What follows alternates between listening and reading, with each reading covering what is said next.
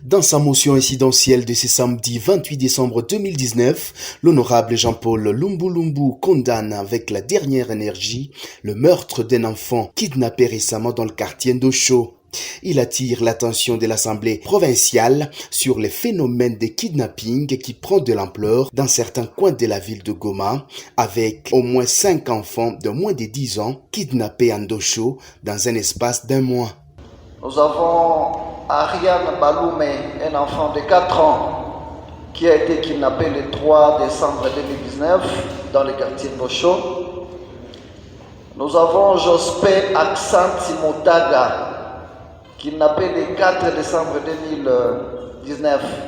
Il a 3 ans dans le quartier Ndosho.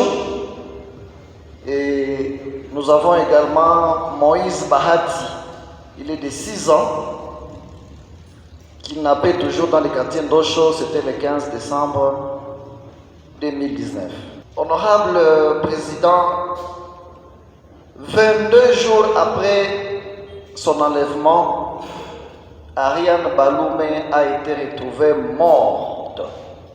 Une fillette de 4 ans, morte, jetée sur l'avenue Garamba dans le quartier Ndosho.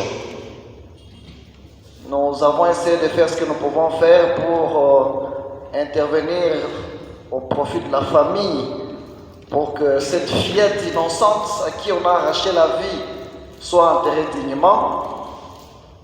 Mais à l'heure où je vous parle, honorable Président, il y en a encore 2 qui sont en captivité. Il s'agit de Jospin Aksanti Motaga, 3 ans.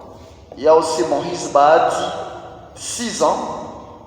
Et les kidnappeurs demandent $10 000 pour Jospin et 5 vaches pour Moïse Bahati. L'honorable Jean-Paul Lumbu Lumbu appelle l'organe délibérant d'agir à la limite de ses compétences pour faire pression à l'exécutif en vue de sécuriser la population. Il trouve inacceptable que les kidnappeurs se servent toujours des réseaux de télécommunications pour exiger la rançon. Quand je dis que j'ai un sentiment de regret, honorable Président, c'est parce que je crains pour la vie de Jospin Aksanti, je crains pour la vie de Moïse Bahati. Honorable Président, très chers collègues, ces enfants pouvaient être vos enfants. Ils pouvaient être les enfants de vos membres de famille. Mais ce phénomène ne se manifeste pas seulement à Goma. Dans le territoire de Rutshuru, si vous prenez les données de 3 derniers mois, les données à ma possession renseignent plus de 67 personnes kidnappées à Rutshuru. Et nous sommes les élus de toutes ces personnes qui ont été kidnappées, mais curieusement, aucune réaction.